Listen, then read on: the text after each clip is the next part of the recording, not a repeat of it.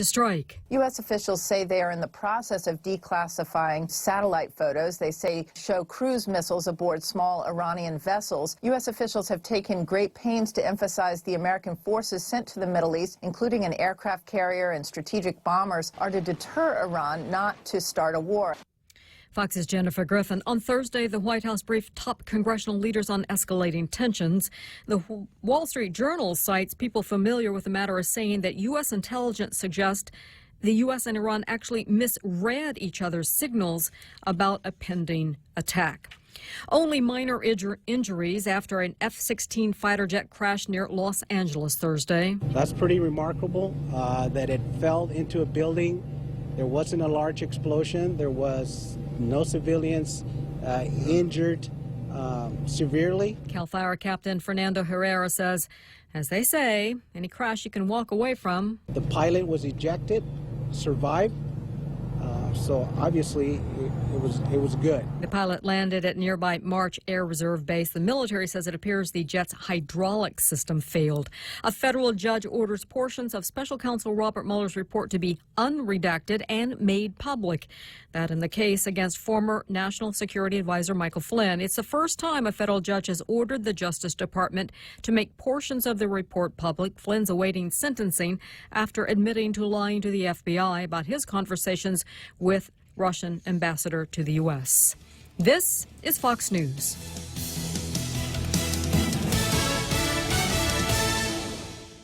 Get a free Polar Pop any size when you fuel up on $35 or more of premium high-performance fuel. Conditions apply. See stores for details. Circle K. Take it easy. Get a free coffee any size when you fuel up on $35 or more of premium high-performance fuel. Conditions apply. See stores for details. Circle K. Take it easy. Get $5 off any Circle K car wash package when you purchase $35 or more of premium high-performance fuel. Conditions apply. See stores for details. Circle K. Take it easy. Business travel just got easier. Take your data plan with you for only $10 a day to all 17 Data-to-Go destinations. Never worry about additional data roaming charges when you go where your business needs you. The U.S., China, Thailand, and so much more. Have the assurance you need to check emails, surf the web, and stay connected. Call 688-2677 today to make sure your account is Data-to-Go ready. Docomo Pacific. Better together. President Trump wants to shake up the country's green card system. President Trump is proposing what he calls an easy-to-navigate points-based immigration system. You will get more points for being a younger worker, meaning you will contribute more to our social safety net. Preference would also be given to immigrants with English proficiency, higher education, a job offer, or job creation opportunity. Fox's Jared Halpern. The president unveiled the plan Thursday. It does not mention young immigrants known as dreamers. Speaker of the House, Nancy Pelosi, calls the plan condescending and says it won't make it through the House. The latest Fox News poll shows Americans favor putting a Democrat back in the White House in 2020. Holding the White House will not be easy if the Democratic nominee is Joe Biden, Bernie Sanders, or Elizabeth Warren, because all three lead the president head-to-head in this just-released Fox News poll. And even though President Trump's job performance rating has risen to 46%, just 38% say they definitely or probably vote to re-elect, compared to 54% who would definitely or probably vote for someone else. Fox's Peter Ducey. The military sentences a Navy SEAL for his role in killing an Army Green Beret soldier while they were in the African country of Mali. Adam Matthews sentenced to 1 year in a military prison after a court-martial hearing at a naval base in Virginia Thursday. Matthews, one of 4 service members charged with murder and other crimes in the death of Army Staff Sergeant Logan Melger. Matthews reaching a plea deal in which the murder charge was dropped in exchange for his cooperation in testimony against the 3 others. He still faces a possibility of losing his veterans benefits. Chris DeMeo, Fox News. And architect I.M. Pei, who revived the Louvre Museum in Paris and designed the Rock and Roll Hall of Fame in Cleveland, dies at 102. I'm Carmen Roberts, and this is Fox News. In illness and in wellness, Calvo's Select Care is health care that is there for you. That's why over 80% of the Guam medical community places their trust and insures with us. We offer our members wellness and fitness programs for a healthier lifestyle and provide a comprehensive medical network on and off island to help members from unexpected illnesses. Contact Calvo's Select Care today for more information. Legends aren't born, they are made. And during our Jeep Celebration event at Cars Plus and Mighty, you'll receive up to $6,000 in accessories with the purchase of a new Jeep Wrangler Motor Trend SUV of the Year. Customize your new Jeep to the way you want it. Or how about a new Jeep Grand Cherokee? Save up to $5,000. Or save up to $7,500 on a new Jeep Compass Sport. It's our Jeep Celebration event going on now at Cars Plus and Mighty. Cars Plus, driven by you. Accessory special cannot be combined with other offers. See dealer for details. Welcome to Tall Tales with Bob Klitzkie, the only show on talk radio where common sense is a lot more common. Phone lines are now open at 888-TALK. That's 888-8255. And now, The Point proudly brings you Tall Tales with Senator Bob Klitzkie. A well-regulated militia being necessary to the security of a free state, the right of the people to keep and bear arms shall not be infringed. And it looks like the United States Department of Justice agrees with me. Well, the name of the program is Tall Tales, but it's not quite that tall. The United States Department of Justice has adopted a position that one would have to see as pro-Second Amendment and anti-New York City junkie legislation. So I have an article here from Bearing Arms by Tom Knighton, and the title of the article is Department of Justice Urges Supreme Court to Strike Down New York City Gun Rule.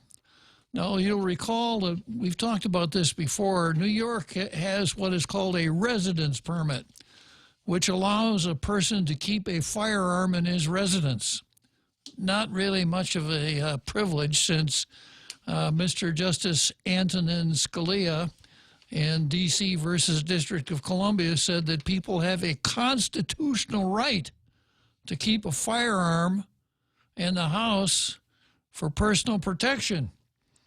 But New York City wasn't satisfied with that. They said you can only take that gun out of your house if you're going to one of the 6 legitimate target ranges in the city of New York. You can't take it anywhere else. You can't take it over and show it to your brother-in-law. You can't take it to New Jersey and use it at a firing range there. You can't do anything with it except keep it at home and take it to one of those 6 firing ranges. Well, a suit was filed, and the case has actually gone before the Supreme Court, notwithstanding some pretty regular kvetching by my favorite justice, Mr. Justice Clarence Thomas, that the Supreme Court justices don't seem to be treating the Second Amendment with the same fervor that they treat other kinds of cases. But this one is at the Supreme Court. And here's what Tom says.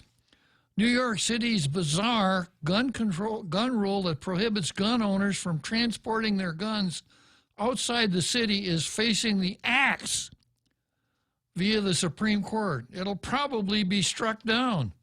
The law makes no sense from a constitutional standpoint. Then again, it makes no sense by any other criteria you could think of either. Now the Department of Justice is joining the chorus, asking for the court to overturn the law. The Justice Department on Wednesday urged the U.S. Supreme Court to overturn a New York gun law that regulates where licensed handgun owners can take their firearms. The justices are poised to hear the Second Amendment case next turn, and it will be the first substantive gun rights case the court has heard since Antonin Scalia's landmark opinion in 2008, holding that the Constitution protects an individual's right to keep a gun at home. Supporters of gun rights fear that the Supreme Court may have decided to weigh in now because Justice Brett Kavanaugh's confirmation last year solidified a 5-4 conservative majority. New York City's transport ban infringes on the right to keep and bear arms guaranteed by the Second and 14th Amendment. Solicitor General Noel Francisco argued in a friend of the court brief Wednesday. Now, the way the Justice Department is settled up, the top gun, so to speak, in the Department of Justice is the Attorney General. And we know that he has now been the source of several really good jokes based on the a man and his dog walked into a bar, or two guys walked into a bar, and, right? You've heard those jokes, real Joe Cruz. Well, the way they're going now is this.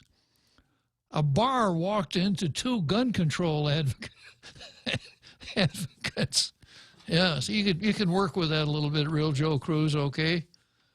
See what you can come up with. So we have the Attorney General of the United States, who is the overall top gun in the Department of Justice, and then we have the Solicitor General, who is the Dangko na Makasnay para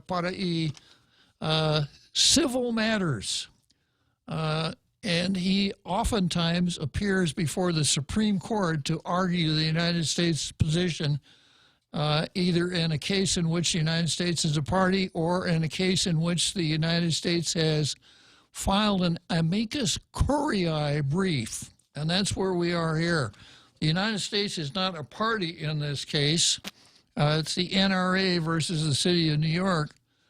The United States is not a party, but the Department of Justice, on behalf of the United States, has filed an amicus curiae brief, which means friend of the court.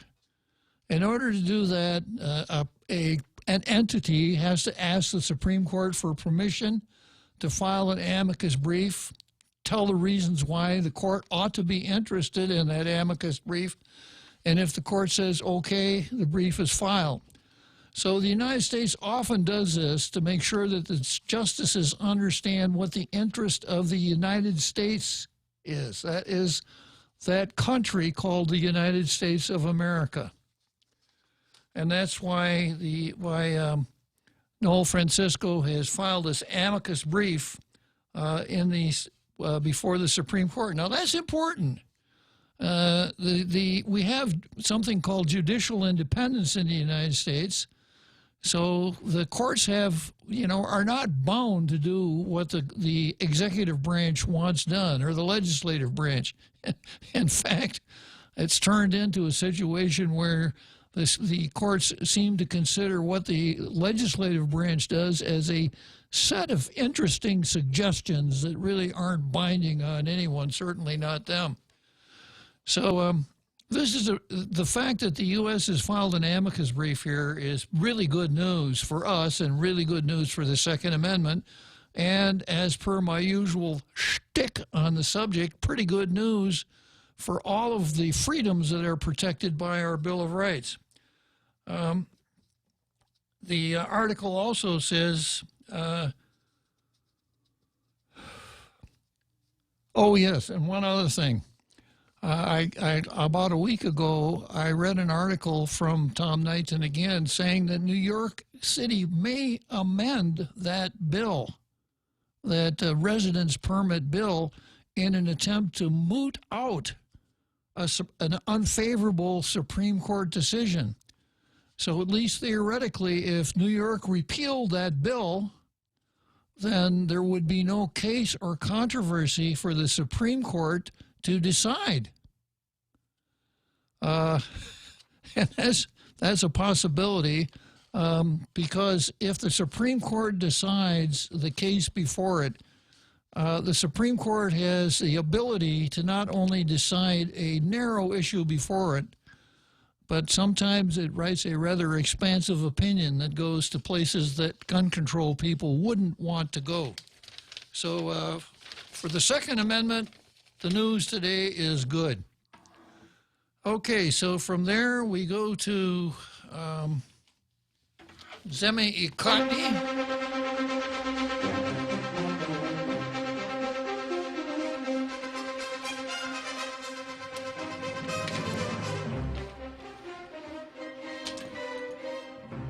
Maybe I should today rename, instead of Zemi-Ikotni, maybe I should call this portion of the program Debidi Nagashgasi Cameron. What do you think, Real Joe Cruz? That'll be fine, sir. You know, thank you for your support. Yeah, that's what the Daily News says. The Daily News says, our view, keep public bathrooms and attractions clean, maintained. Senator Kelly, is that her name? Kelly Marsh? I get so confused. Titano Marsh? Marsh Titan? Marsha Kelly? Titano Marsha Kelly. I get confused because she's used a lot of different names. She's used Kelly, Marsh, and Titano at different times. Yeah. Okay, well, anyhow, Senator Marsha Kelly asks mayors for their cooperation in opening their community center or mayor's office restrooms to tourists and residents who may not have anywhere else to go. Given the importance of the tourist industry to Guam's economy, it's critical that elected officials work much harder to improve and maintain public restrooms at the island's beaches, parks, and attractions. On Wednesday, Senator Marsha Kelly asked the island's mayors to allow tourists to use restrooms at community centers and mayor's offices. Maybe they could work out a deal with Shell and Mobile and 76 also. Seems like a rather strange way for a government to operate. Quote, we just want to make sure our visitors feel like they have some options. Well, they have an option right now. It's called the boonies, said the senator, who is the chairwoman of the Legislative Committee on Parks. Day-to-day Mayor Melissa Savaras, Mayor's Council of Guam president. So there's no doubt about her name. We may have Marsha Kelly, but here we have President Savaras, the only president in the government of Guam. We have a governor, we have a speaker, we have an attorney general, and we have a president. Yeah. So I suppose, you know, if I could choose my bumper music, when we mentioned President Savaras, I'd have you play "Hail to the Chief" in the background, Real Joe Cruz. President Melissa Savaras and other mayors said they would open their facilities to visitors. Wow. I don't see a problem, Mong Mong Toto Mighty Mayor Rudy Paco said. Well, the notion is all well and good. The real problem is the government of Guam's failure to keep public restrooms in areas that see lots of tourists clean and well maintained. Yeah. So, sorry, Marsha Kelly, but that's not much of a solution. That's more like a workaround than a solution. It's kind of like asking people to maintain the highways, and then we put these signs up, you know, this section of Marine Corps Drive is dutifully maintained by Bob Klitzkie and the Real Joe Cruz on Tall Tales. You've seen that site. You haven't seen it? Well, the name of the show is Tall Tales, after all. But it's that same kind of approach. So, you know, maybe we could get Mobile and 76 and Shell to put those this restaurant is, or these restrooms are maintained for our tourist traffic by Shell. Welcome to Shell. Yeah, now of course it'd be a little difficult to shoehorn 20 people off or 25 people off a tour bus through two restrooms. Do we have, I guess we have, yeah, most stations have two restrooms, although nowadays you really only need one. Well, in Ocean, let's see. How many village mayor's offices are near parks, beaches, and other visitor attractions? Most tourists are transported in vans and buses. They don't have the time or the luxury of driving around to find a restroom at a mayor's office or community center. When they need to use a restroom, they should be able to find a clean, well-maintained facility on site. Yeah.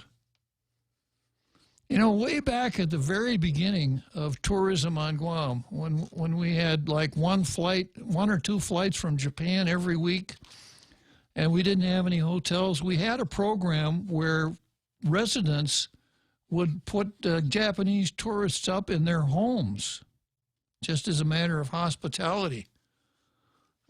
It worked okay, and it was a start. And you know, I take my hat off to the people that did it and kind of got our tourism rolling. But that was 50 years ago. We shouldn't be in that situation now where we ask people who live along the highways, would it be okay if we pull our tour bus in here and let folks use your common? Not very 21st century. Tourism groups recently told senators that some of the public restrooms located at the island's most popular tourist spots, especially in the south, aren't usable. Tourists, they said, often have to relieve themselves in the jungle. Said Titungo fino tomorrow night todo night tourist Titungo siya no hafta mano faisen permission da ina se taltomona. Yeah, this is not good for our tourist industry. For years, according to surveys, tourists, as they leave Guam, one of the biggest and most consistent complaints was the condition of public restrooms. Visitors said toilet facilities are usually dirty, smell bad, not properly stocked with bathroom tissue, and that the water often doesn't work. So we have a Department of Parks and Recreation. Perhaps the emphasis at the Department of Recreation is on the last word, recreation. So here's a suggestion, Marcia Kelly. Maybe you could introduce a statute that would require mayors to locate themselves at these restrooms. You know, where, for instance, down in Talafofo, there's that it's a very nice park on Talafofo Bay. I have had occasion to use the restroom. I've been in there when it was clean. I've been there when it was locked. I've been there when it wasn't clean. But maybe the mayor could set up his desk there to make sure that restroom is always clean. Maybe that's going a little too far, but fobbing it off on the mayors instead of going to the heart of the problem, which is obviously the Department of Revenue and Taxation, isn't going to solve the problem. Going on, it's ridiculous that our government, which relies on tourism as the lifeblood of the economy, still can't get it right. You know, it's like if you went to a Las Vegas casino and the slot machines didn't work.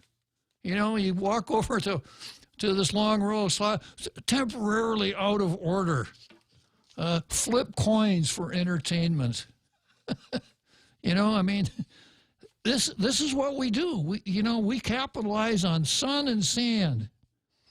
And in order for us to capitalize on sun and sand, people have to be able to use restroom facilities as they view our incredibly beautiful island. But how many of us have been in a situation where you've seen something or you've been somewhere and looked at something that was incredibly beautiful, but you really had to go? And you didn't care how beautiful it was, how beautiful your surroundings were.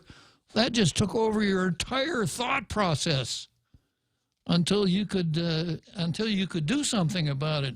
We should never put people in that situation. You know, we've got a $4.5 billion gross island product and a government with what is our budget now? Our budget is up around A little over $1 billion? Right around $1 billion. Nice. And we can't keep the toilets clean. Imagine if we were in the restaurant business, you know. Nothing kills a restaurant faster than a crappy bathroom. Yeah, I went there once. The food wasn't bad, but I'm never going to go back because I had to go and by the way, when you're answering the phone, Real Joe Cruz, I mentioned that it would be hard for a busload of tourists to cycle through the two restaurants at two restrooms at a gas station, but we only need to have one now, we don't need to have two restrooms, do we? One's enough, right? One is for everyone. Yeah, for them. For them, for they. Yeah, you got one restaurant and they can use it, right? Yeah. So maybe what stations could do would be a little remodeling. Knock down the partition, expand the size of the room, put more appliances in the room, and put a sign on the door that says "they." And they could accommodate a few more tourists that way. GovGuam needs to hold accountable any business that contracts to clean and maintain public bathrooms. Now, I would add there, including the Department of Public Parks and Rec. And elected officials must ensure government agencies do the same for those restrooms that GovGuam's in charge of. We can't afford, now this sounds like something I'd say, Real Joe Cruz. We can't afford to flush away any portion of our visitor industry. Now, it's that kind of thing that gets them a couple of points, even if I'm not crazy about the editorial. You know, that scores a little bit right there. So, not a bad editorial there, Daily News.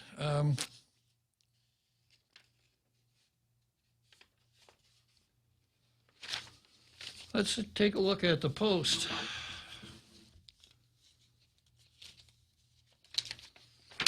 Judges need to get tougher on repeat criminals. Yeah, by Ray Gibson.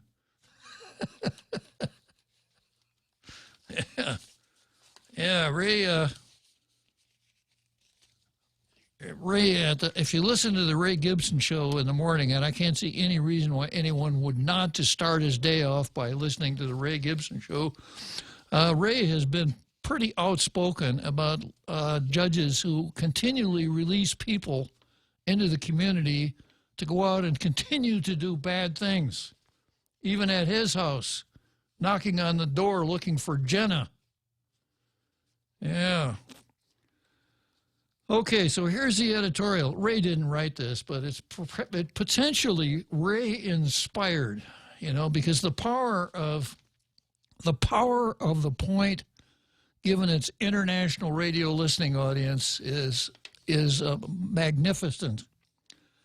The fact that convicted criminals with long records of burglaries, thefts, robberies, and all sorts of crimes keep getting released after they repeatedly commit offenses has heightened some of our community's concern for our society, as were for our safety. Many of our island's residents now live in fear. Some have taken additional precautions to ensure their homes have additional security. The children in the family are briefed about being wary of strangers and making sure they don't let them into the house. And they keep an eye out for unusual behavior in their neighborhood. While many of our citizens are being proactive about safety, the thing that bothers many of our honest, hardworking fellow island residents is the frequency of the crimes that thieves, robbers, and burglars carry out against people, homes, and businesses. In many cases, those who have been arrested and charged with crimes in recent months, even going back as far as a year or longer, have long prior conviction records for essentially similar crimes. Some of the police officers responsible for the rest of these repeat offenders have been left in disbelief that the same people they've arrested more than once have been the same people accused of committing similar crimes after they're let out of prison or jail. Ultimately, actually not ultimately, initially, it's up to our local judges to decide how long someone's prison term or jail detention should be and what bail should be required depending on the gravity of the alleged crimes. The judges do need to know we're getting tired of seeing the same actors commit the same crimes, arrested as a result of diligent police work, but then freed, sometimes again and again, causing residents to question whether our judges are tough enough against repeat offenders. Some have questioned, too, the seeming lack of a deterrent message from our courts. If someone has committed crimes for years and then does the same thing once freed, then gets a slight slap on the wrist for their latest crime, you wonder if our judges are issuing punishments commensurate to the repeated harm these convicts have caused. Now, the Post is really being bold here, using the P word, punishment. You know, a good leftist would say we shouldn't punish people. We should provide them with opportunity and treatment. It's not their fault. It's society's fault that they keep doing these things. Okay, The Real Joe is playing Dave Brubeck's Take 5. I'll give a listen to that, and I'll come back and work with the Post a little bit more. 2-for-1 dinner time is back at Ruby Tuesday Guam. That's 2 fresh garden bars, 2 tasty entrees, and a sweet dessert to share for just $25.99. 2-for-1 dinner time for a limited time at Ruby Tuesday Guam. Ready to buy real estate on Guam? Congratulations! But what now? There are so many questions, so many things to do. Where do you start? The best place to start is to call Century 21 Commonwealth Realty, Guam's biggest name in real estate. They aren't the best because they're the biggest. They're the biggest because they're the best. Trust the name. Find out why. Call Century 21 Commonwealth Realty today. 888-2121. Trust the best. Welcome back to Tall Tales with Bob Klitzkie, Guam's single voice of reason. Call now, 888-TALK. That's 888-8255. Yeah, so here we are. I really like Dave Brubeck's Take 5. Thank you, Real Joe Cruz. So we're back to the Post, and let's see, where did I leave off here? The judges do need to know we're getting tired of seeing the same actors commit the same crimes, arrested as a result of diligent police work, but then freed, sometimes again and again, causing residents to question whether our judges are tough enough against repeat offenders.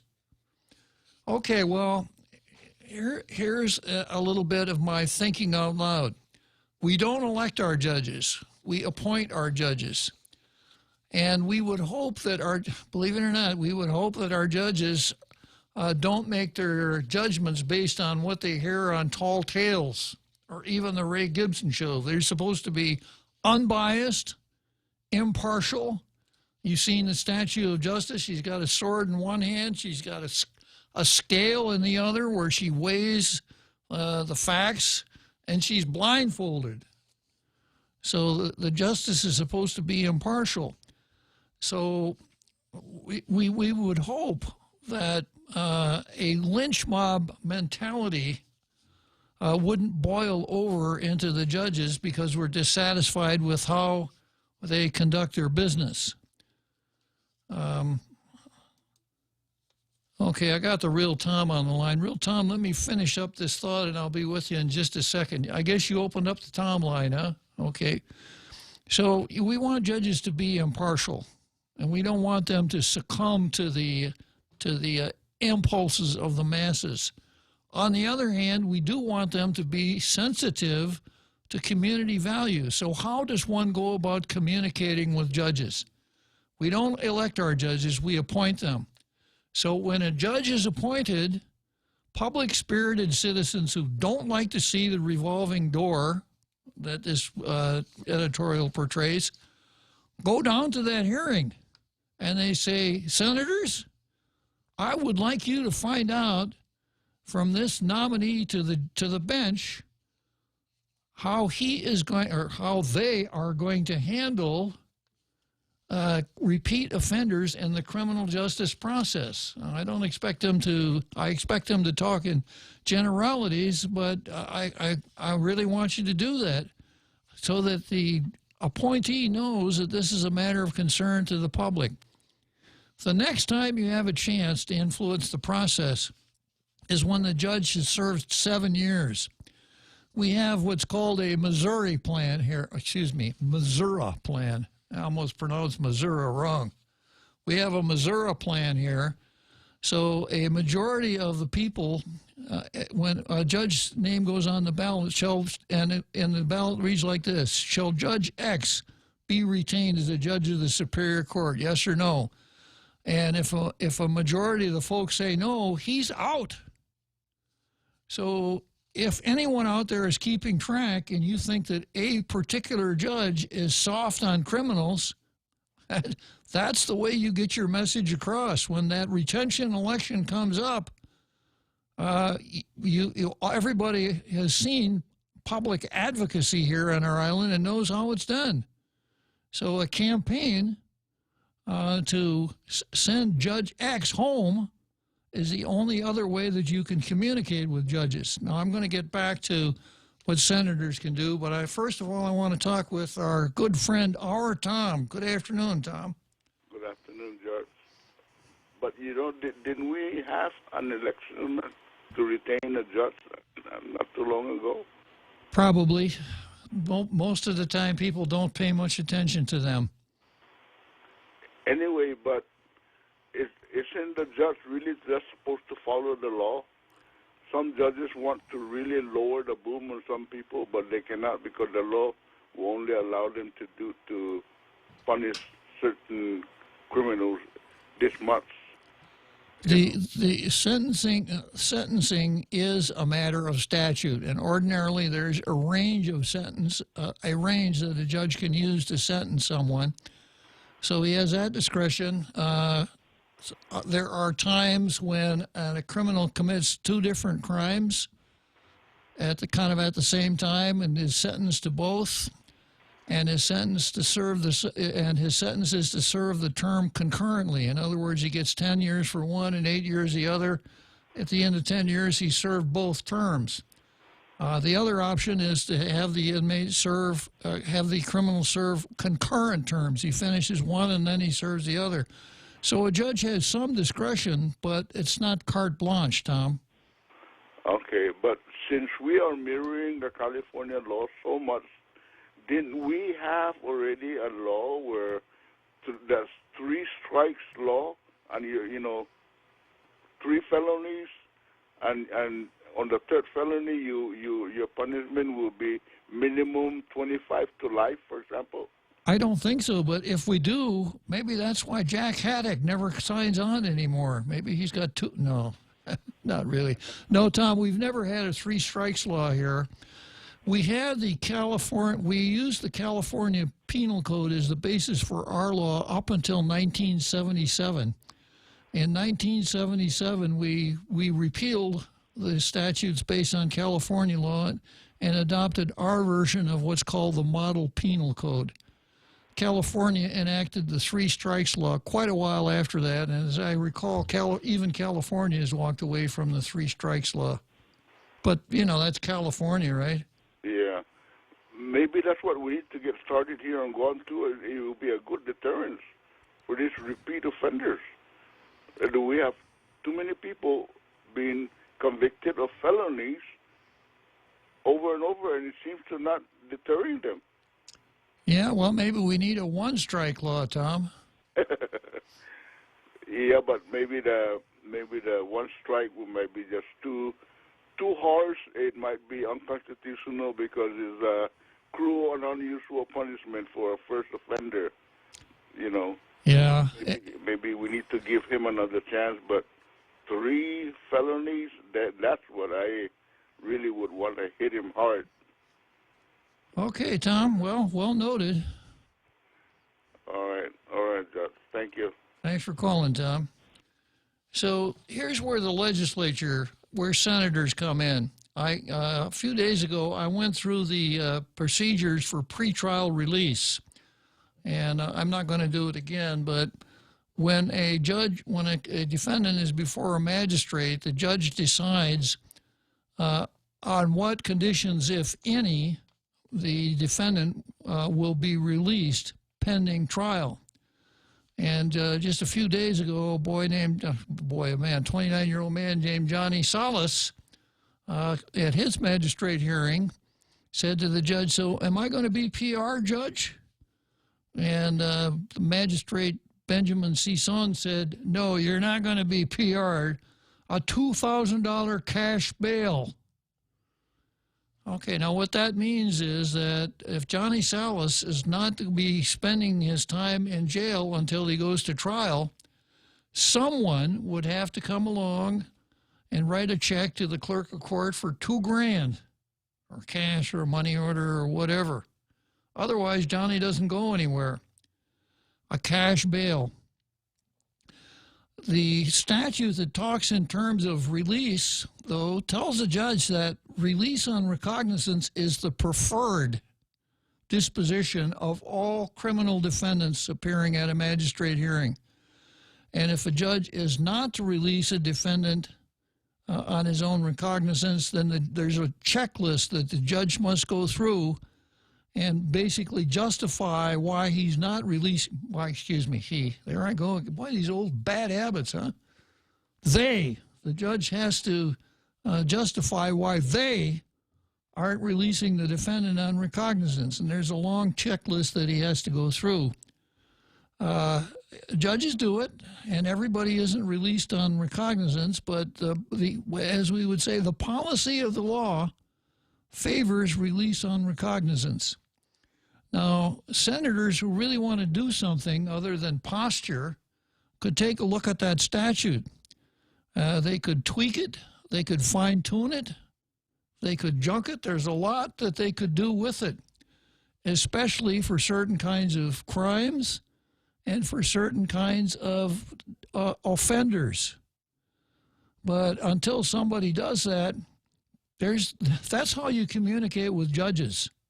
You can't write a letter and say, "Dear Judge so-and-so, I think you should, every time you have a criminal defendant in front of you on a pretrial release, you should lock him up and throw the key away." That doesn't work that way. So the way you communicate with judges, the legislature does it with the statutes they enact concerning pretrial release and then sentence for people that are convicted of crimes.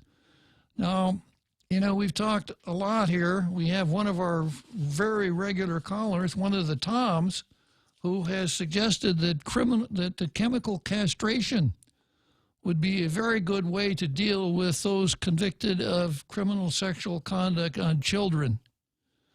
That's an alternative. Of course, although it's on the books, we ain't done it yet. We haven't gotten around to doing it.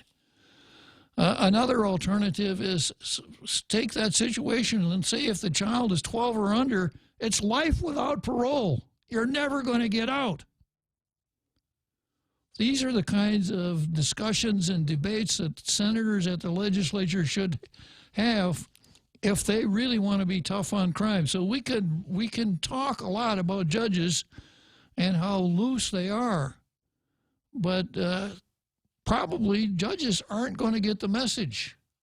I got a feeling that there are judges that are part of my international radio listening audience, but before they turn their program on at 4 o'clock, they get out a large grain of salt and keep it handy so that they decide the cases before them based on the law and the facts and not what I tell them they ought to do. Maybe we should no, I don't think so.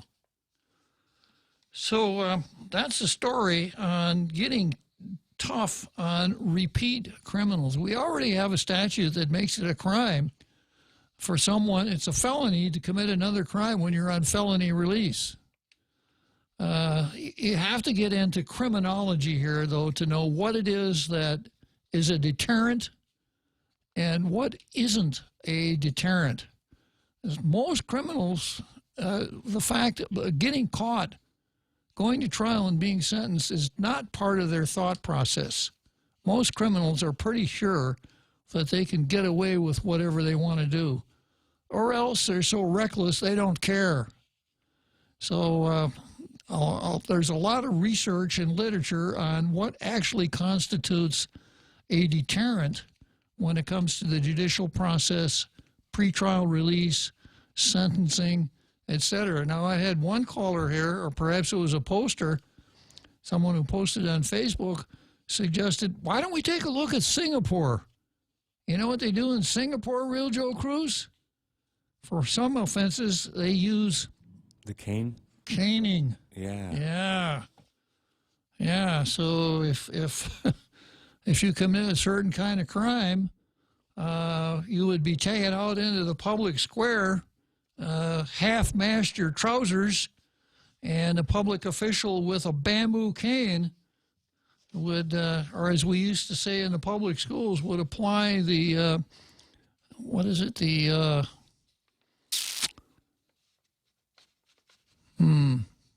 can't remember. It'll come back to me in a minute.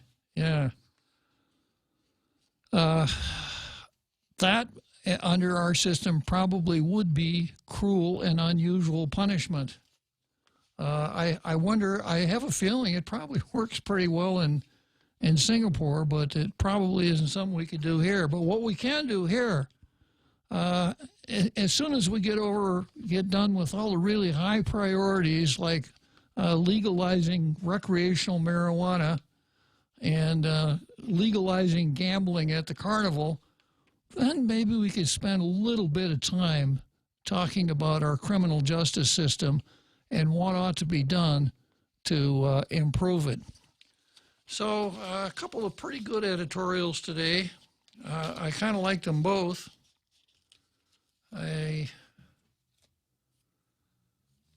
I have to say, though, that I'm more in line with the Daily News today than I am with the Post, because the Post, perhaps the Post's position is that if it's in a Post editorial, judges will read it and they'll do what we want. And for the reasons I've explained, I hope that isn't the case, because I don't want judges making decisions based on what gets them good press. Getting good press and doing substantial justice sometimes are the same thing, but not always. And I have a theory about justice, and that's this. Let's assume that we could develop a mechanism that always ensures correct results. The guilty person is always found guilty. He's given exactly the right sentence, etc. The innocent person is always set free. Correct results every time. So let's call that situation A, and then let's have situation B. The results are not always correct, but the procedures are apparently fair. Now, in situation A, you don't get to watch the procedure. You know, it's kind of like you feed a bunch of punch cards into an old computer and it'll come out with a decision and that's it. You don't get to observe how it was made. But with situation B, you can watch the procedure and decide for yourself, is it apparently fair? Because I think for most people, apparently fair procedures are more important than absolutely correct results. So I've given a couple of tips here. If you're dissatisfied with judges, there's a couple of things you can do. You can go to confirmation hearings, and you can become a public advocate when a judge is up for, almost did it again, Real Joe Cruz, when a judge is up for their retention election. So it's close today, which is kind of nice for a change. But today, the coveted blue star goes to the Daily News.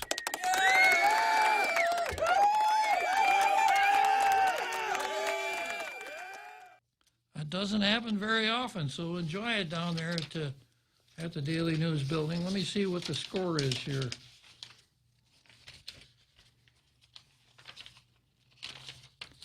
Looks like I've lost my score sheet somewhere along the way. Well, I'll have to enter the score tonight. Okay, so from there, we go to the card. And I got about, what, two? Yeah, that's what I thought. So I start out on the card with CCU Wackos versus Mike Limtiaco and Simon with a special bout involving Clint.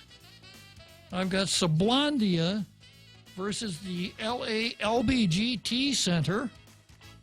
I've got Wood versus Arnold, also styled as Islam versus the First Amendment. Bavacqua versus A Good Idea. DFS versus GIA. Juan Pat versus Fernandez. And Ken versus Angel Sablon. So you're going to want to stick around here. I'll get into CCU Wackos right after this break. Experience the Take Care difference. Take Care members can count on accessing a high-quality, credentialed network of on-island providers, including the convenient one-stop FHP Health Center and Urgent Care, access to an extensive off-island network of providers, and the island's largest offering of free fitness classes and health education programs. You can count on Take Care to deliver comprehensive, accredited insurance coverage and quality health care when and where you need it. Take Care. Our island, your health plan. Learn more at takecareasia.com.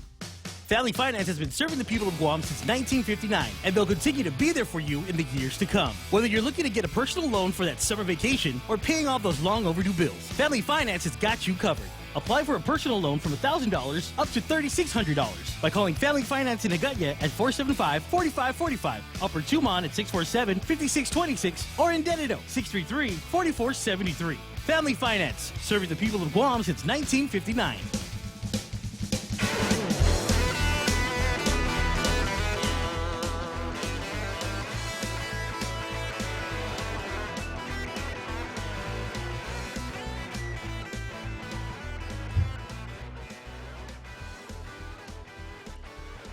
So before I get into CCU versus CCU Wackos versus Mike and Simon, I think I need to set the stage. We have an extremely intelligent, articulate group of folks out there in our international radio listening audience, and one of them is a limericist. I hope there is such a word. One who composes limericks. And he was inspired when yesterday I hypothesized that people just don't get it, that there is no personal matters exemption to the open government law. And I said, I don't know how to get that message across. Maybe I should hire an airplane to go up and skywrite that message in the sky. So this is the limerick I got back from Andrew. He says, if you have an urgent request, a skywriting plane might work best, but none can compare with the style and flair of the Wicked Witch of the West. If you remember how much you enjoyed the movie Wizard of Oz, Real Joe Cruz, you remember there was one scene where the Wicked Witch of the West is flying around skywriting, surrender, Dorothy.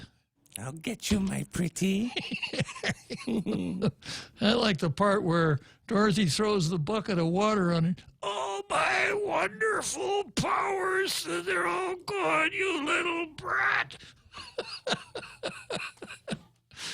That movie was made in 1939, Real Joe Cruz. Amazing. Yeah, they made some really good stuff back in the 30s. I'll let you figure out the rest of that one. Yeah, so that's one of the limericks I got, and then I got another one here. This is kind of in praise of the host of Tall Tales, so I got to do the Rush Limbaugh thing. This one's about me. A tall talker, tall-telling Bob, as you were a tall talker, tale-telling Bob, has always done a great job holding feet to the fire, exposing the liar, and calming the bloodthirsty mob. Yeah. Well, you can tell Andrew listens, is a regular member of our international radio listening audience.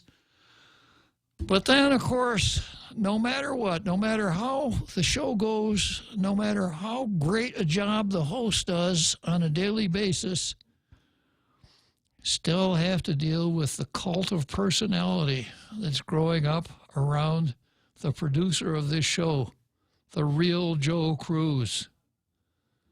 So here's what Andrew says about the real Joe Cruz.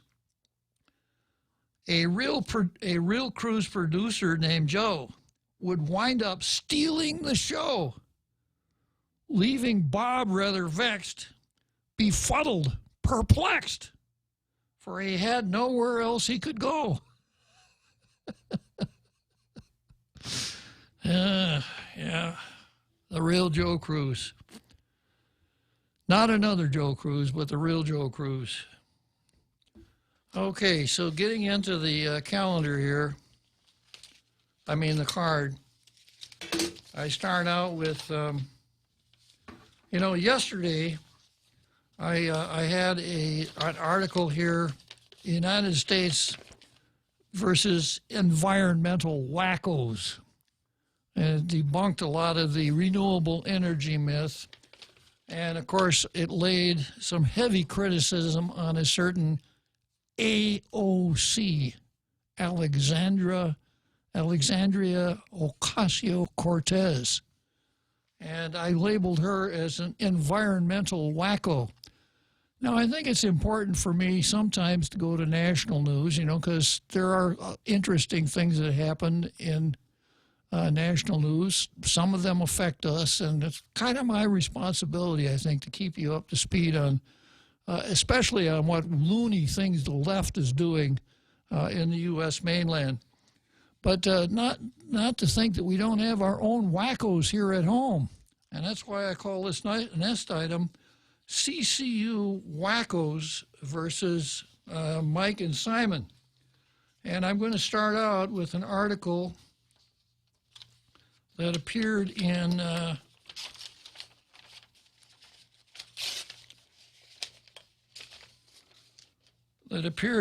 PNC last night called, it says, Duenas, borrowing necessary to improve water system. With more capital improvement projects in the pipeline, Guam Waterworks, boy, these guys are getting good at this, aren't they? They must all listen to Tall Tales. With more waterworks improvements in the pipeline, the Guam Waterworks Authority is seeking legislative authorization to borrow more funds in the next 5 years. With this new borrowing, GWA's total obligation could hit the $1 billion mark.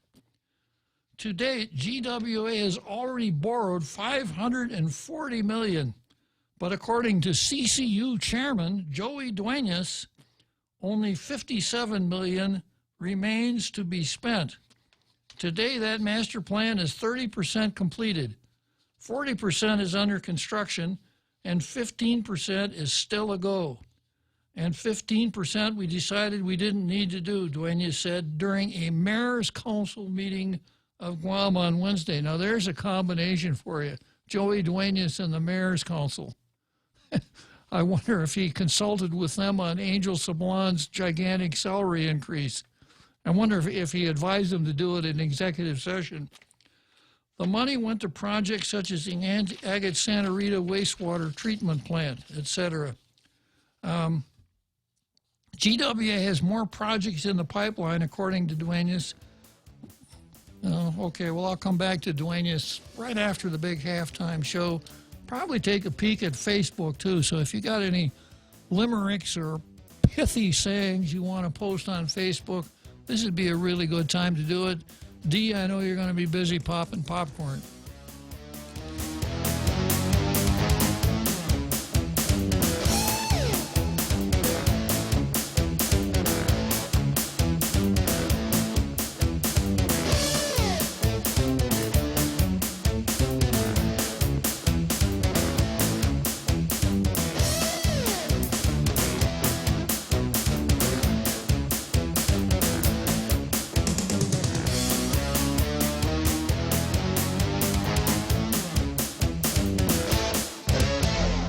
The Point is KUSG, Hagåtña, Guam, 93.3 FM and 104.3 HD3.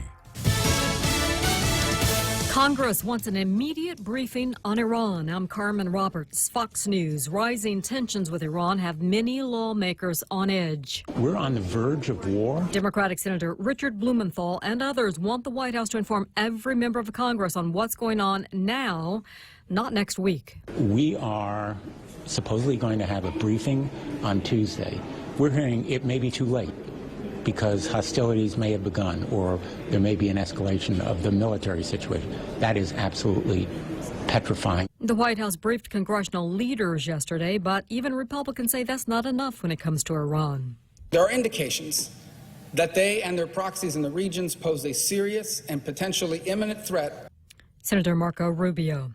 President Trump rolls out his plan to change immigration, but Democrats are not on board. This is the most prized citizenship anywhere in the world, by far. President Trump says his immigration plan is simple. He wants to give more green cards to reward education, employment, and skills, while reducing the weight of family ties. House Speaker Nancy Pelosi saying, quote, "This dead-on-arrival plan is not a remotely serious proposal." Fox's David Spunt. And Chicago police charged 3 people in connection with the murder of a young pregnant woman. Police have charged Clarissa and Desiree Figueroa, a mother and daughter, with murder. Police investigators say Marlon Ochoa Lopez was lured to a location by the women who were promising free baby clothes. Ochoa Lopez was strangled and the baby cut from her body. The women claimed it was their baby. Fox's Gernal Scott. Police also charged the woman's older woman's boyfriend with concealment of the crime. The suspects are suspected in that crime and are scheduled to appear in court on Friday. This is Fox News. The sky's the limit with Bank Pacific's secure MyCloud banking. You can access your account 24/7 with your smartphone, your computer, your iPad, or any other tablet. You can pay bills, set up alerts, check your balances, wire transfer money. It's never been easier. Enroll online or come on in and see one of our friendly staff. Digital Life, Digital Solutions. Bank Pacific. Bank Pacific, where others put branches, replace roots. Equal housing lender, member FDIC. Viva Bank Pacific. If you've ever struggled for breath, you know what a scary experience it is. Whether you have asthma, emphysema, COPD, lung cancer, or another respiratory illness, the right medical treatment makes all the difference. GRMC's Pulmonology Clinic has the latest technology and respiratory equipment, staffed by world-class pulmonologists. Make an appointment today with GRMC's Pulmonology Clinic and start breathing easier. GRMC, where patients are partners. The worst mass shooting in modern U.S. history may cost one casino giant millions of dollars. MGM Resorts tells federal regulators it may shell out $800 million to settle federal lawsuits stemming from the 2017 mass shooting at Mandalay Bay in Las Vegas. MGM also claims it has more than $750 million in insurance to pay toward a settlement, but a lawyer handling thousands of claims says that amount is not enough. Plaintiffs are seeking compensation for physical and emotional harm following the killing of 58 people. They say MGM's Mandalay Bay did not do enough to protect attendees at an open-air concert. The shooter rained down bullets on the crowd from a 2-room suite at the high-rise hotel and casino. Tom Graham, Fox News. On the heels of Alabama enacting the strictest abortion law in the country, another state is ready to take similar action. Missouri's Republican-led House is expected to pass a bill to ban abortions at 8 weeks of pregnancy, and the GOP governor is likely to sign it. Changes are coming to SAT exams. The nonprofit behind the SAT says it's expanding a program to give schools more information about a college applicant. The College Board will start sending what's being nicknamed an adversity score. The Wall Street Journal first broke the news Thursday morning. The College Board says the scores will range between 1 and 100 and will be made up of 15 factors like crime and the poverty rate from the applicant's community. Admissions officers will then get those scores along with the SAT results. Schools can decide how best to use the information as part of their admissions process. In Washington, Mark Meredith, Fox News. And former WWE superstar Ashley Massaro dies. She was the winner of the wrestling company's 2005 Diva Search. The cause of her death not released. She was 39 years old. And I'm Carmen Roberts. This is Fox News.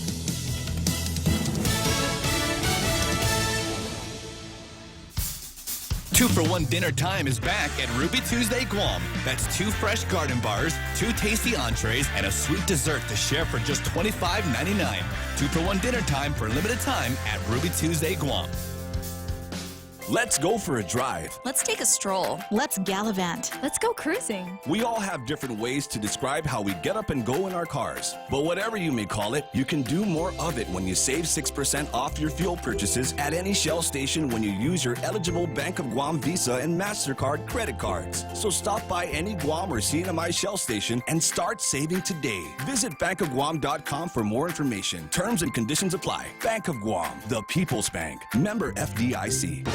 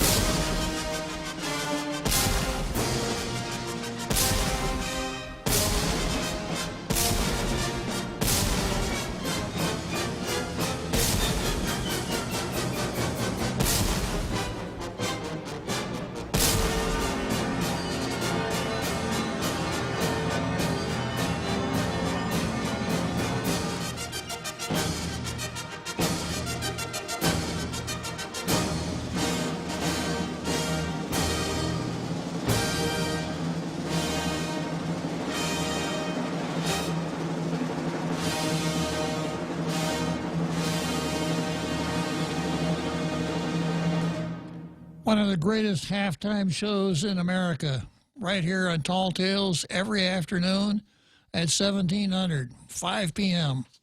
You can't beat it. Okay, I was still talking about this article here about Joey Duenas. A couple more, an awful lot of Joey Duenas in the article. Joey says, so having borrowed $540 million, what are we doing here? We're here to talk about the next 6 years, which means we're going to borrow some more money and we're going to spend more money. Now, I won't go through the rest of Joey's quotes. I'll just give you the shorthand version here. None of the quotes give us the really important information that we have to have here with respect to the money that the CCU and Joey and the CCU want to borrow. There are two really important questions. First of all, is Joey comfortable borrowing all that money? And the article doesn't say. So how can you write an article about the CCU and quote Joey Duenas and not ask him, well, Joey, what is your comfort level here? Because if he's not comfortable with it, it ain't going to happen. And then, of course, the second important question is this. So you want to borrow all this money. Are you going to wait for a judge to tell you that you can borrow the money? Joey, are you going to make that decision on your own without having a judge tell you that you could borrow that money? I don't know. That sounds kind of risky, Joey. You know, you might be liable to somebody in, I don't know, Lower Slobovia or someplace like that. Let me see what Ken's got to say about Joey. Tell me about Joey's comfort level, Ken.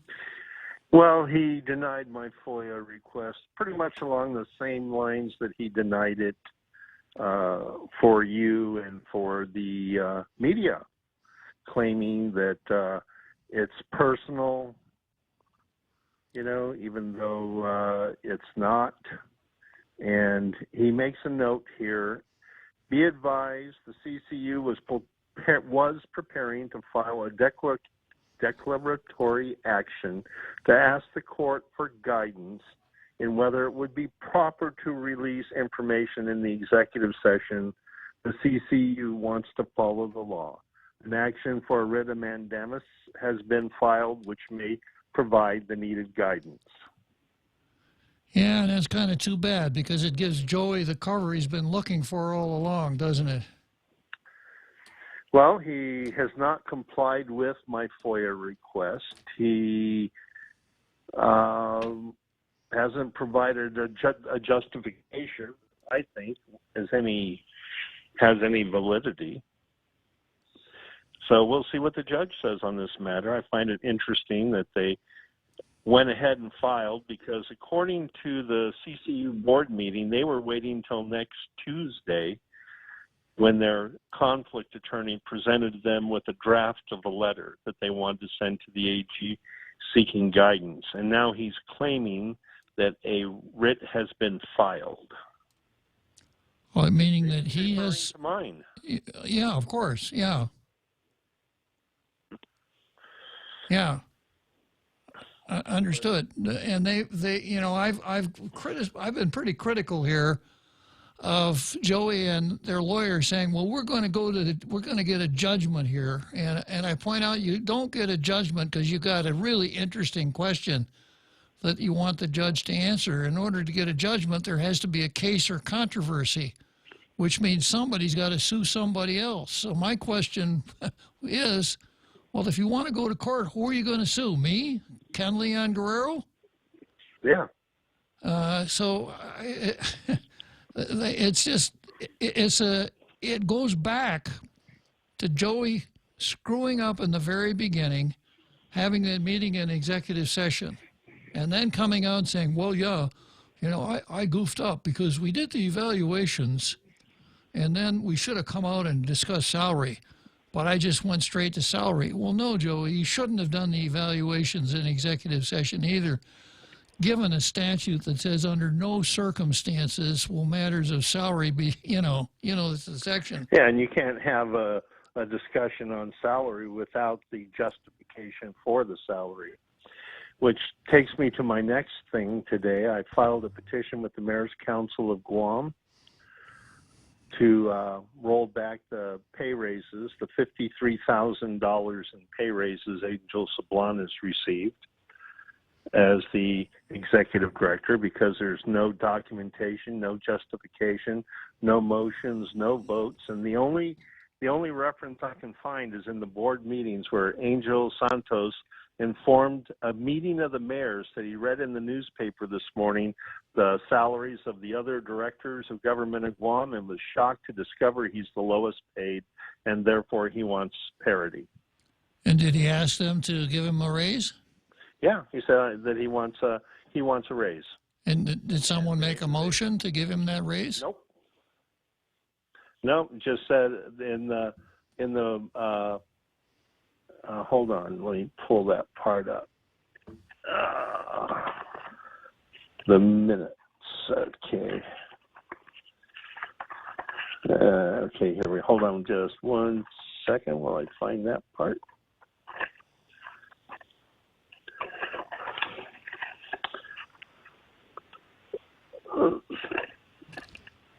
Executive directors report. Okay.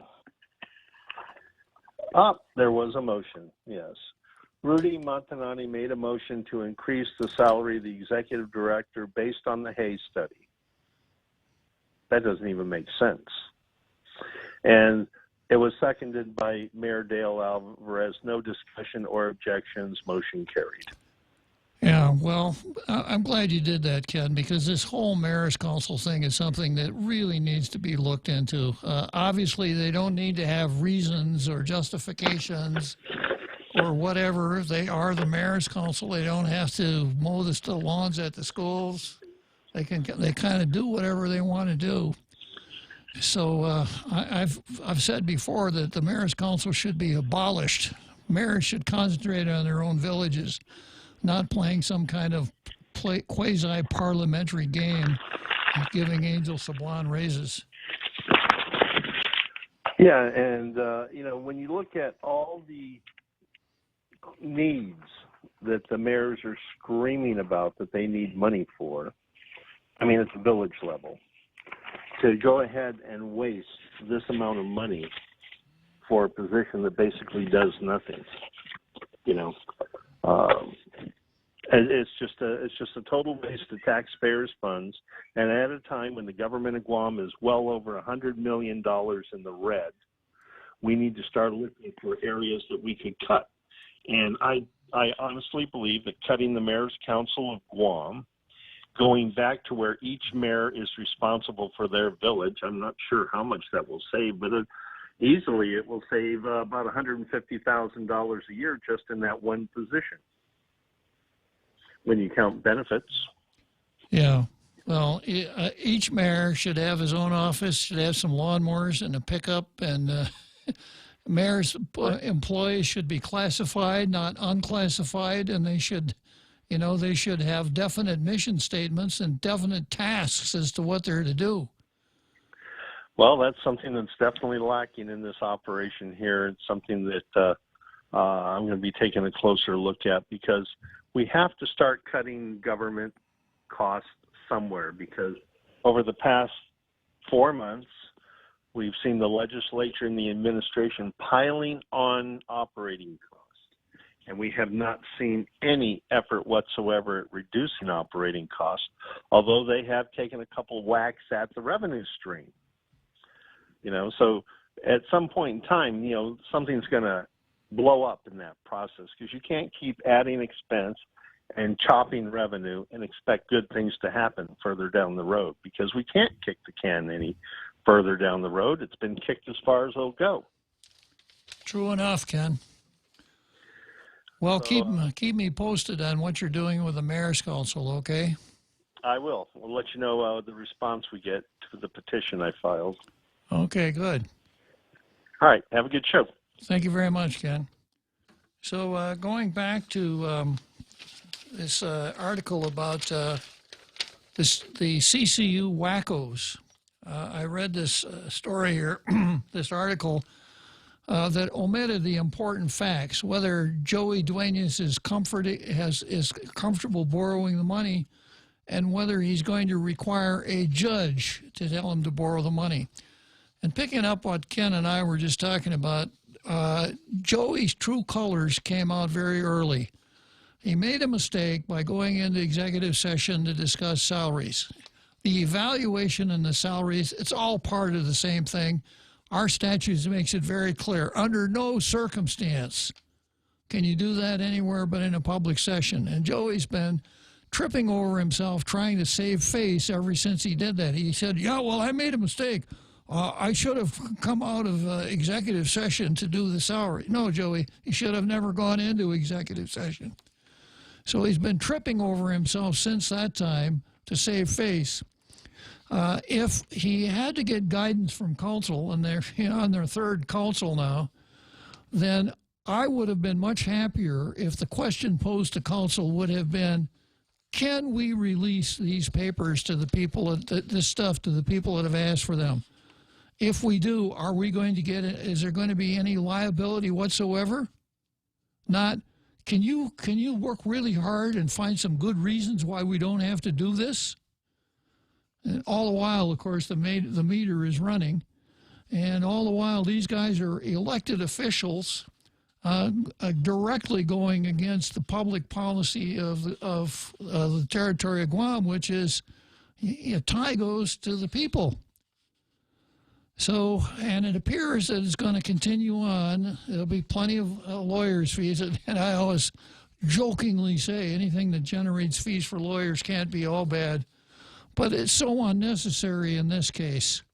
When they were called on it, when that executive session, when they were found out, they should have come out and said, we made a mistake. We were well-intended. We screwed up. We didn't do anything in that executive session that we shouldn't have done. Here are the minutes. Here is the recording. Go ahead, and you'll see that we acted in good faith here. But no, they don't want to do that. Joey wants to play hide the ball. So even the Post a couple days ago in the editorial said, what are you afraid of?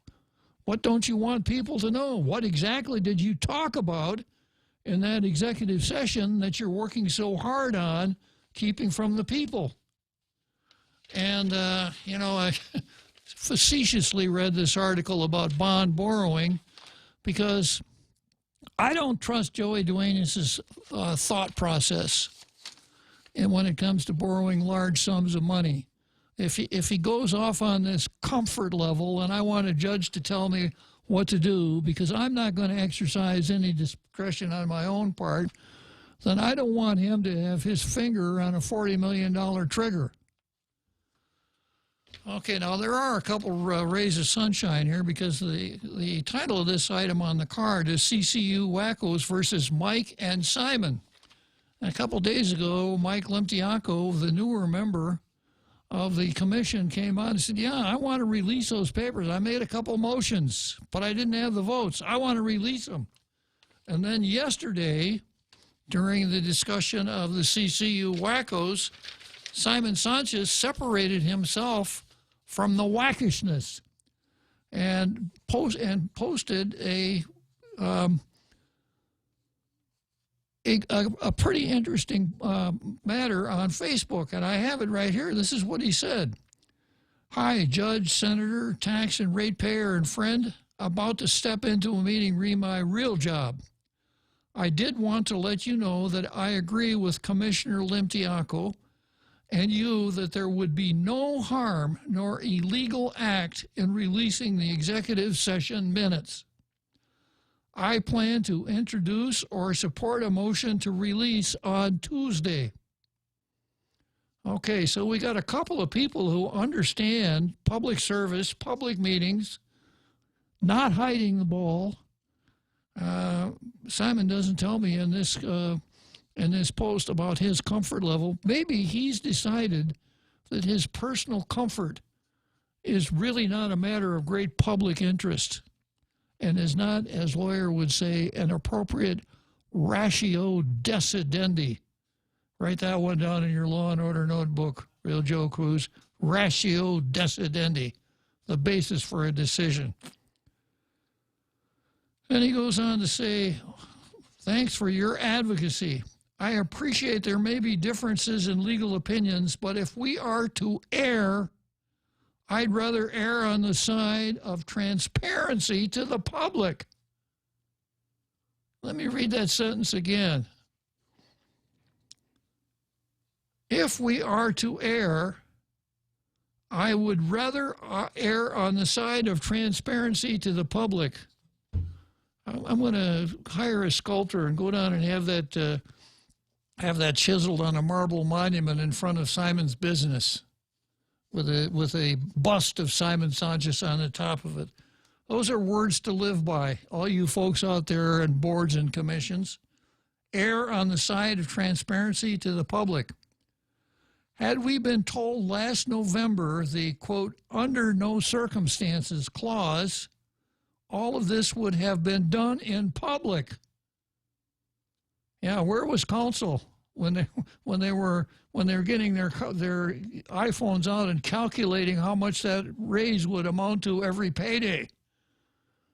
Where were they instead of saying, you know, if we can't go into executive session to discuss salary because we've got this section of the law that says under no circumstances can we do that in executive session. And had they known that, they would have done it properly in open session. I don't think Mr. Comfort himself would have said, okay, we'll do that. We'll discuss salary in open session, but we need to go into executive session to discuss evaluation, because if anybody had been in the room, they would have thought that they were watching a reenactment of Saturday Night Live when Joey voiced those lines. Simon goes on to say, I'm not sure how you can separate the establishment of someone's pay in public from the evaluation and justification for any changes in pay. You can't. That's exactly the point, Simon. And I'm really glad that you chimed in and posted this on Facebook yesterday, because we know that there are a couple of people at the CCU that we cannot brand wackos. We got a couple of people here that would put the public interest ahead of their own personal comfort. All right, so next item on my calendar here, as you were on my card, is Sublondia versus the LALBGT Center, and that's pretty interesting too. Sablandia. You take the name Sablan, S-A-B-L-A-N, and then add a D-I-A on it, and the end of it, Sablandia. It sounds like a country that the Sablan family would have started somewhere in Latin America, right? Yeah, let's open up an industry in Sablandia. Maybe that's what we could call our island here. Instead of talking about the status quo, we could talk about, I'm for Sablandia. I know some of the folks that like it. But before I go into Sablandia, let me take a look at Facebook here and see what folks are saying this afternoon.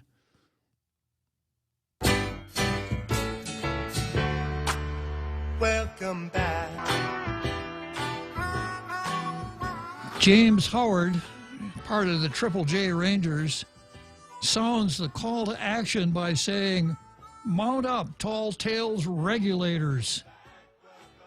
You remember from watching Western movies what the regulators are, don't you, Real Joe Cruz? They're the guys that go out and catch the cattle rustlers and string them up from an oak tree. James Howard goes on to say, Brock Landers is with you, Judge Bob. Who would Brock Landers be? Brock Landers. Well, I'm glad to have him aboard, even though I don't know who he is. And then we've got James Howard coming back and saying, Chester Rockwell also pledges his style to the Tall Tales posse. Don't know him either.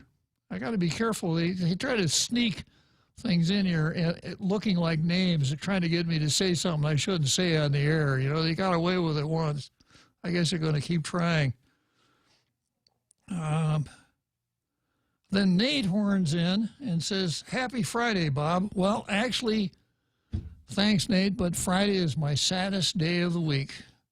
The Real Joe Cruz and I, yeah. Monday's our favorite day because we got a whole week of Tall Tales ahead of us. But come Friday, 2 days without Tall Tales, the withdrawal symptoms, the jonesing, it's just a real deprivation, but we somehow struggle through it every week and come back on Monday bright-eyed, bushy-tailed, ready to go. But thanks anyhow, Nate. And then James Howard says, freedom of choice. Well, okay. And then he says, the T is silent. Now, I don't know if he means that the T is silent going back up here to mount up Tall Tales regulators. So if the T is silent, then it would be mount up all ales regulators. And an ale regulator would seem to be some guy that works in a tavern somewhere, you know. I don't know, James. I guess I'm just a little slow today. I didn't pick it up right. James Howard then goes on to say that's called stoned check. Now, anything dealing with stones, unless we're talking about a gravel road or something like that, I got to leave to somebody else. I don't know much about stone. And Brad Hewitt, nothing kills a restaurant faster than a crappy crapper. Well done, Bob. And Chris Wong, the revolving door of shame. The problem is there is no space at the prison. And, of course, once again, that's a job for our senators, for our legislature.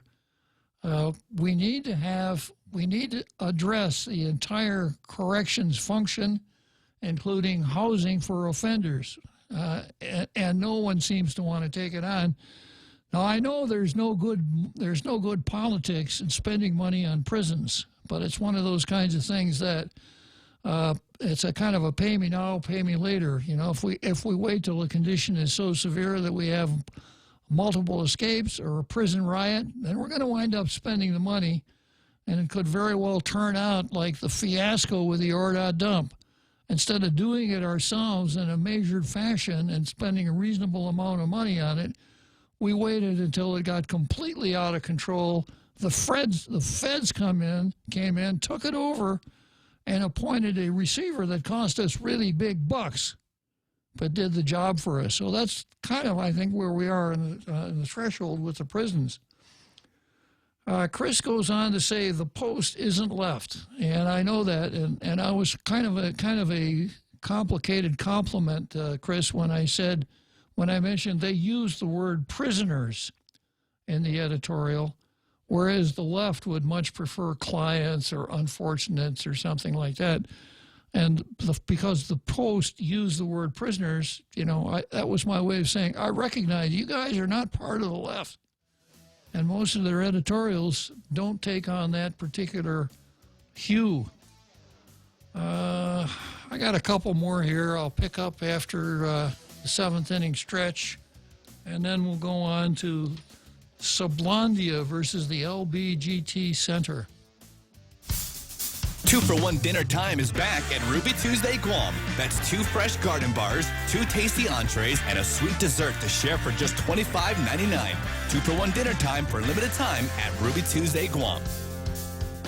We know too well the inconvenience of not having power after a storm. You worry about food in the freezer going bad. Nights get hot. It's hard finding comfort when going to sleep. These are realities. But with solar and battery storage from Micronesia Renewable Energy, these realities can be a thing of the past. The solar works during the day and the batteries power your home at night. Call 632-2613 to see how solar plus battery storage can make life a little more convenient. MRE, the smarter choice.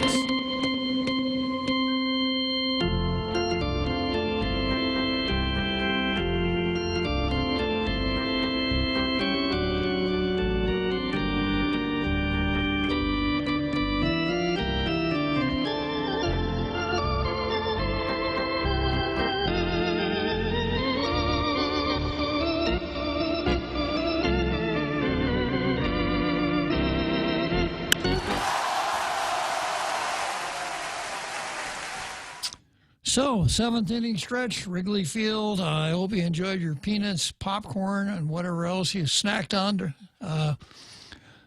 prior to the seventh inning stretch. We're now entering the last 2 innings of Tall Tales, which means I've got about 28 minutes here to cover some really important topics that you're all waiting so patiently for out there in our international radio listening audience. I'm going to finish up the post here first. James Howard, I don't quite understand this. James Howard says Lindsey Mon. Must be some code that I don't understand. And then the obligatory reference to the folks that call in on the Tom line, on the T line.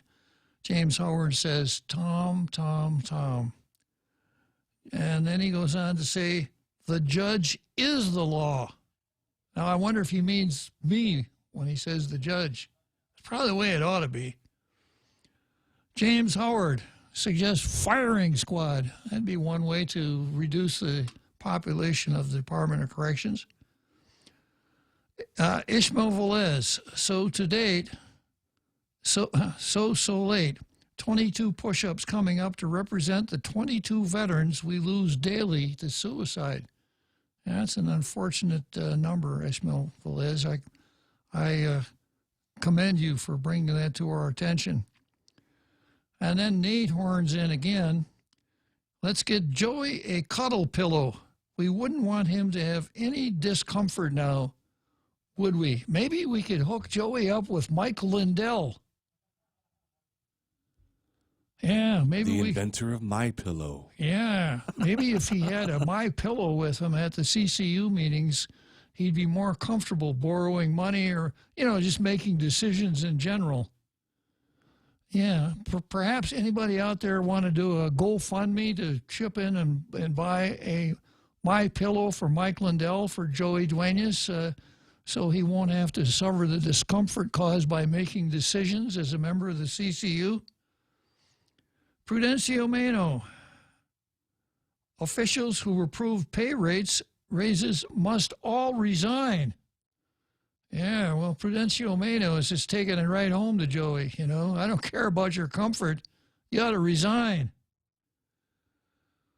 And then James Howard. Isn't the deadline today for the FOIA? Yes, it is. I'll pick that up on Monday, James.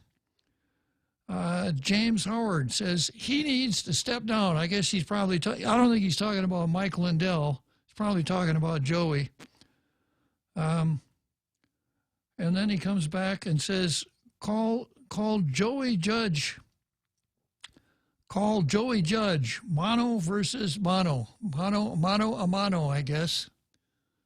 Yeah, that's what, that's the way you'd say it in Spanish. Mano a mano.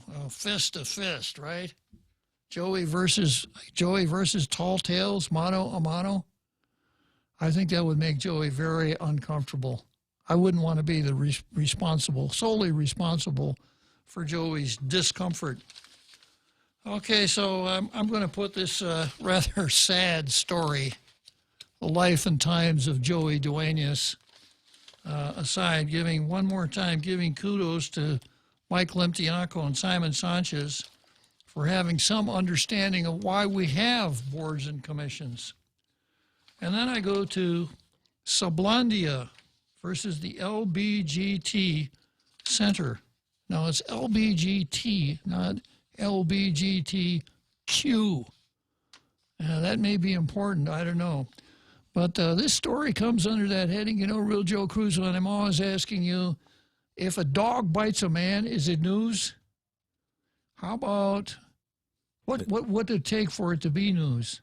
The man has to bite the dog, sir. If a man bites a dog, it's news. If a dog bites a man, it's not news. No. Well, we got the man biting the dog. Well, nice. I don't know if it's a man or not. So they bit the dog. Okay. Los Angeles LBG Center hit with sexual discrimination suit. And this doesn't come from one of those right-wing websites that I'm always quoting here on Tall Tales. This comes from the hard left, PMSNBC. Yeah. Byline, Los Angeles, California. A former security guard for the Los Angeles LGBT Center sued the organization Tuesday, alleging she was harassed and discriminated against while working there in 2018. Dia Sablania, and it's Sablania, Sablania. Well, I just wonder if there's any Guam connection there. You could use that N with a tilde over it, you know, Sablania. Dia Sablania's Los Angeles Superior Court lawsuit alleges 9 causes of action, including gender identity discrimination, retaliation, and failure to prevent harassment. And the defendant is the LA LGBT Center. Wow. A representative for the nonprofit LGBT Center did not immediately reply to a request for comment. I wonder why. Sablania worked for the organization for about 4 months, according to the suit. She was born a male. I would expect better from PMSNBC. I would expect PMSNBC to say, they was born a male. But that's not what they said. She was born a male and has been, quote, socially transitioned as a female for several years. Socially transitioned as a female for several years, for which she was regularly harassed and discriminated against because of her perceived sexual and transgender orientations, the suit states. And remember, the defendant here is the LGBT Center. She was often asked if she was a man, if she removed her male sex organ, and if she had had transgender surgery, the suit alleges. Plaintiff was told to just accept that she will always be a man. Now, that's a really heavy burden for someone who was born a man to be told he'll always be a man. Plaintiff was told to just accept that she will always be a man, the suit states. The plaintiff was told to just be honest and with herself and admit she's gay. Wow. This is at the LA LGBT Center. The harassment of Soblania continued even after she agreed to work the graveyard shift, normally a two-person job, by herself to escape further mistreatment, the suit states. The center denied Soblania's request for a shorter work week when her doctor diagnosed her with hormone problems and diabetes, the suit states.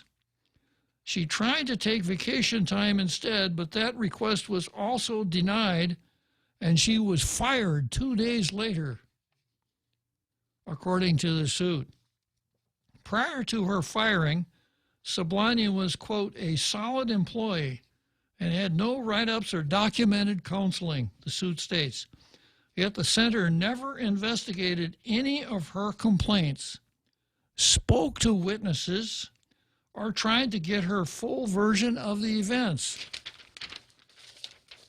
The suit states, instead, they allowed the harassment and discrimination to continue up to the date of termination, the suit states.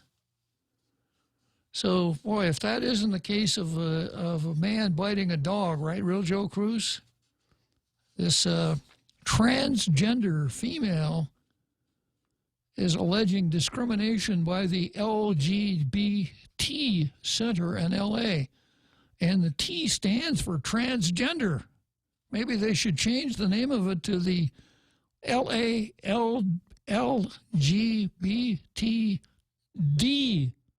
Center, with the D standing for discrimination.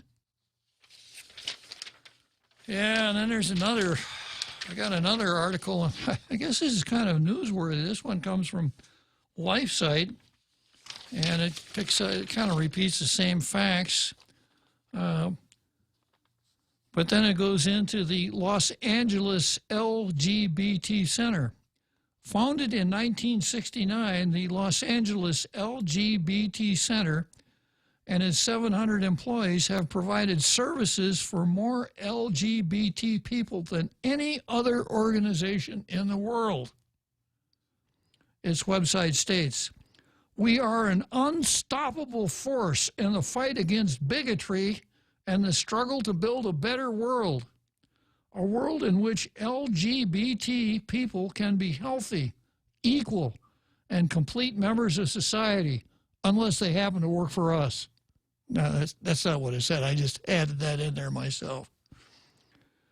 Going on, some feminists have criticized the transgender movement, asserting that it's a real danger to women. For example, lesbian feminist Julia Beck told Tucker Carlson in February that allowing men to legally identify as women put real women at risk of assault in women's bathrooms, showers, and locker rooms. Beck said, quote, "Women and girls all share a biological reality." Boy, now that's blasphemous, isn't it? Biological reality?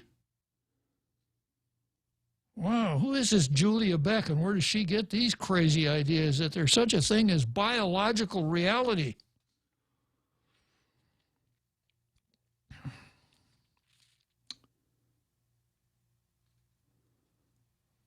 Beck said women and girls all share a biological reality that men can never share, no matter whatever surgery they may have. We are all female, but if any male person can call himself a woman or be legally identified as a female, then predatory men will do so in order to gain access to women's single-sex spaces, and it puts every woman and girl at risk. Now, once again, this is coming from lesbian female, as you were lesbian feminist, Julia Beck. In April, the United States Supreme Court decided that it will consider whether the Civil Rights Act of 1964 guarantees protections from workplace discrimination to homosexual and transgender people. This will be a test of the current conservative majority in the High Court, since the retirement of Justice Anthony M. Kennedy, who was considered a champion of gay rights. Heretofore, most federal appeals courts interpreted Title VII of the Civil Rights Act to exclude sexual orientation discrimination. Just because the words of the statute don't say that, that doesn't mean a court can't find it, right, Real Joe Cruz? But courts in New York and Chicago recently decided that discrimination against homosexuals is a form of sex discrimination. So I'm going to try to follow this case and follow the quest of, what's her name? Dia Sablandia's, her quest from justice as a transgender suing the Los Angeles LGBT Center for Discrimination and other things. Just goes, it kind of lines up with one of my old favorite old sayings. If you live long enough, you're liable to see almost anything. This is a classic example. Okay, next on my calendar is another one. Yeah, I think I'll go to Bavacqua next. I've got Wood versus Arnold on the calendar, which is a petition for certiorari to the Supreme Court that I have relabeled Islam versus the First Amendment. It's very interesting and very important, but I don't want to pick it up when I won't have enough time to get into it far enough. So I'm going to go with Bavacqua versus A Good Idea. And this is Bavacqua's latest article in the paper, or his latest column, Why a Constitution Now is a Bad Idea for Guam. And then he goes on to say, for many colonies, including Guam, there is a regular frustration around how your history and your reality is often very different than the colonizer. Oh, the colonizer. You know, another one of the businesses I'd like to start up here, Real Joe Cruz, would be, one of these. I guess there's already a store here, the one that sells Halloween costumes and stuff. I think maybe what I could do would be design a costume that would be really horrible and call it the colonizer. People could go rent that costume and just scare the hell out of everybody every Halloween. Oh, I'm the colonizer.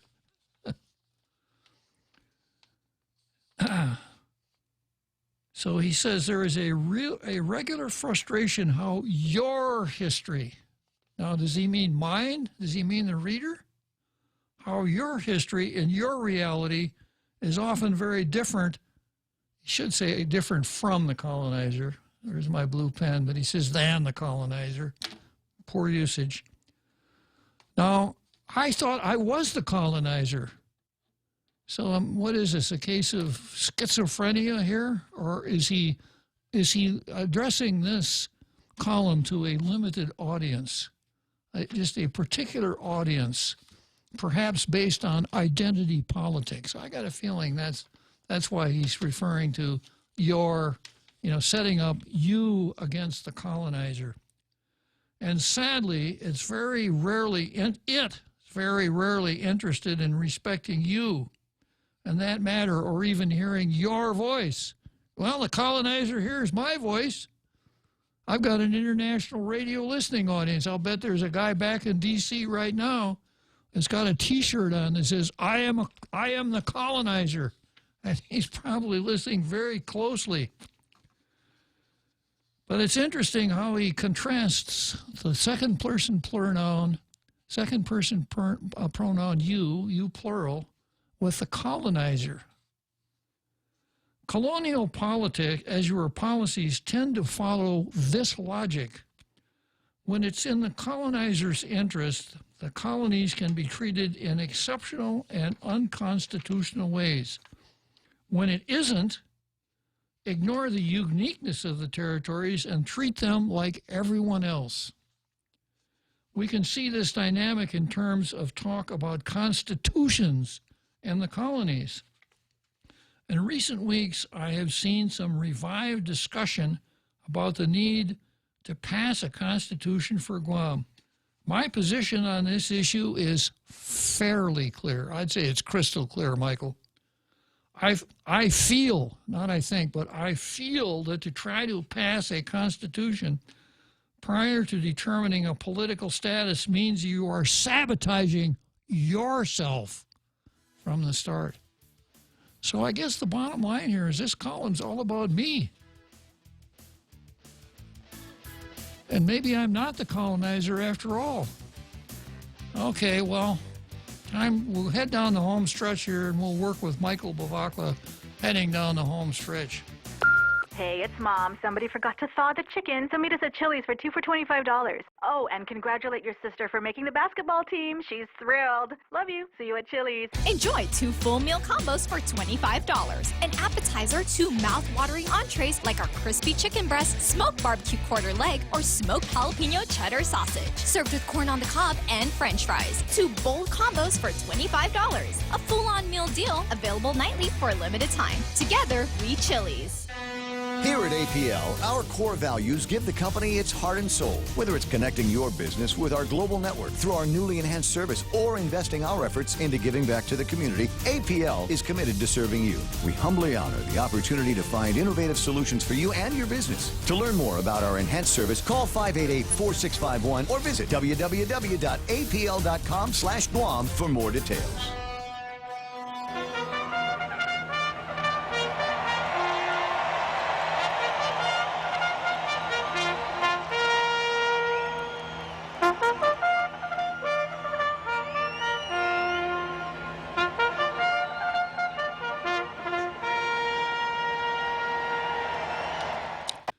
So we're heading down the home stretch here at Churchill Downs. That means I got about 8 minutes here to finish up with Michael Bavacqua and his statement that a constitution now is a bad idea for Guam. He says, my position on this issue is fairly clear. I feel, not that he thinks, he feels, and feelings are important. I feel that to try to pass a constitution prior to determining a political status means you are sabotaging yourself from the start. I guess that means everybody that reads this column comes within the ambit of the word you. And then he goes on, I think he probably tips his hand here a little bit. Based on what the people of Guam, and perhaps most importantly, the Chamorro people want for the future, a constitution can take very different forms. Should the island seek a closer union with the U.S., it makes perfect sense that a constitution conform to U.S. laws and norms. But should Guam seek more autonomy, having a constitution that conforms strictly to U.S. laws wouldn't make sense. Now, let's examine this. He says, should the island seek a closer union with the U.S., it makes perfect sense that a constitution conform to U.S. laws and norms. Makes sense. But should Guam seek more autonomy, having a constitution that conforms strictly to U.S. laws wouldn't make sense. There's a difference between laws and constitutions. And I don't know, knowing the Constitution as well as I do, and, I hold the chair for advanced constitutional studies at the Tall Tales think tank, and I carry my Constitution around with me wherever I go. I would be very leery about living in a place that didn't, as Bavacqua says,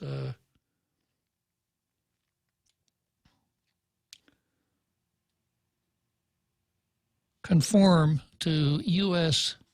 laws, the Constitution, and norms. The Due Process Clause, the Equal Protection Clause, the Ex Post Facto Clause, some of the other negative rights that our Constitution protects, to me, are extremely important.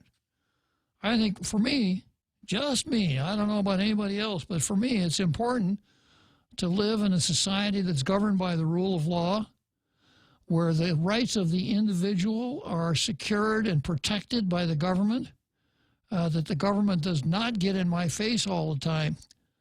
That's what I'd be looking for. And if Bavacqua thinks that this would be the byproduct of conforming our stuff to the U.S. Constitution, he doesn't like it, then that's a little bit frightening. What would he have in his Constitution? What kind of rights of protections would be in his Constitution that aren't in ours right now? And maybe he tips his hand by saying, perhaps based on what the people of Guam, and perhaps most importantly, the Chamorro people want for the future, a constitution can take very different forms. So is he saying that in an independent Guam, there would be special sections in the Constitution that applied only to Chamorros? Or phrasing it another way, would there be special sections in the Constitution that only apply to those who are not Chamorros? It's what we call identity politics, and his stuff always drips with those ideas. But aside from issues related to potential status options, to pass a constitution while still an unincorporated territory would basically amount to reaffirming current colonial status. Whatever was created while we are an unincorporated territory wouldn't be a constitution, even if we call it one. Michael, we could call it a hippopotamus if we felt like it, but it's what it does that really counts. It would most likely legally be interpreted as an extension of Congress' powers over the territories. It wouldn't be a state constitution, nor a constitution of a sovereign entity, or even a tribal treaty. Just another layer of colonialism. And of course, whenever the person who uses the C word in its different forms, colonizer, colonialism, etc., can always pick up his chips at the end of the game and claim victory, because that ends the thought process. Worse yet, it would appear that the people of Guam endorsed remaining a colony, making it even more difficult to appeal to the U.S. government for any changes to our political place in the world. Well, what if the majority of the people here on Guam, most especially Chamorros, want to remain a U.S. colony? We'd have to force them to become independent even if they didn't want to? That's kind of the tenor of what you're saying here, Michael. Worse yet, it would appear... Excuse me, let me go on to the next section. If you strongly believe that Guam should create a constitution, if you strongly believe that Guam should create a constitution, then it will be sacred and important in terms of determining our future.